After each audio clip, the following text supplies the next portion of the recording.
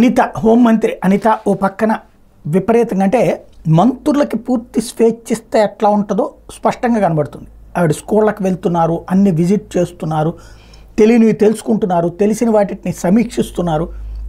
ఓ రకంగా చెప్పాలంటే నిరంతరం జనంలో ఉండడానికి తపన పడుతుంది ఆవిడ. తగిన రికగ్నైజేషన్ వస్తుంది, గౌరవంగా ముందుకు వెళ్తున్నారు. తాజాగా చూస్తే తను పాయకరావుపేట దగ్గర బాలికల పాఠశాల దగ్గరికి వెళ్తే అక్కడ సీసీ కెమెరాలు ఏర్పాటు చేయమని చెప్పి ఆమె ఆదేశించారు. ఆ చుట్టుపక్కల ఆకతాయిలకి సంబంధించినటువంటి ఇబ్బంది లేకుండా ఒక ఎత్తు. రెండవది, పాయకరావుపేట బాలికోన్నత పాఠశాల దగ్గర గంజాయి తాగుతూ ఇబ్బందులకు గురి చేస్తున్న వాళ్ళని గురించి విద్యార్థులు చెప్పారు. వెంటనే వాళ్ళ మీద కఠిన చర్యలు చేపట్టమని చెప్పి ఆదేశించారు.